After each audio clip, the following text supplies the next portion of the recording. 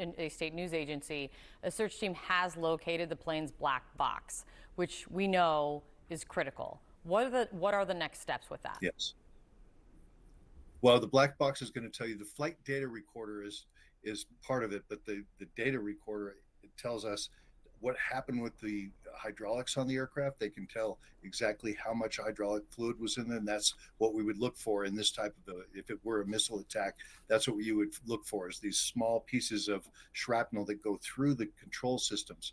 And judging by the flight characteristics of the aircraft after this period of time that it tried to fly for 20 minutes, you can see it wasn't just an up and down thing, which you would see with a bird strike. If the power had come off the aircraft, it might be able to climb and fall in a straight pattern. But in this case, it went left, it went right, which would indicate to me that there was loss of flight control systems, which would indicate that the whatever it was that caused this would have affected the hydraulics and the controllability of the aircraft. Oh, that's so interesting. And David, then how did so many passengers survive this?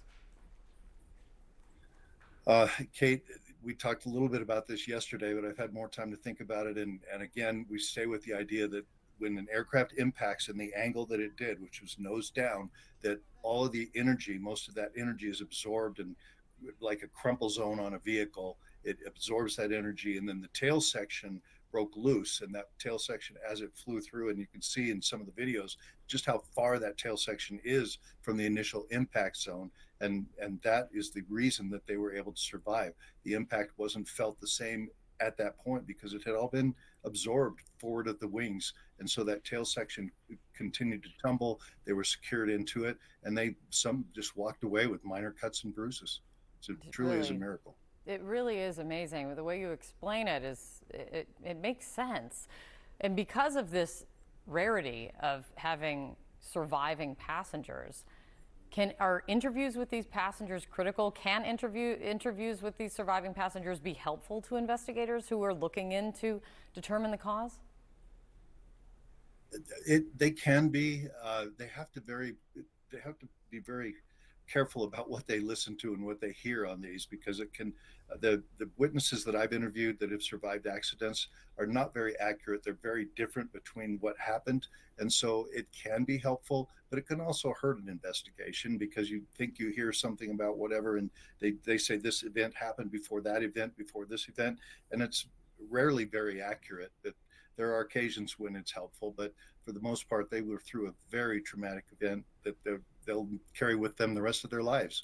And to try to remember it in proper sequence is almost impossible for a human being to try to conceive of that and then tell back what happened to it. So those are very difficult interviews to have, and but they do have to be looked at and listened to in a critical view.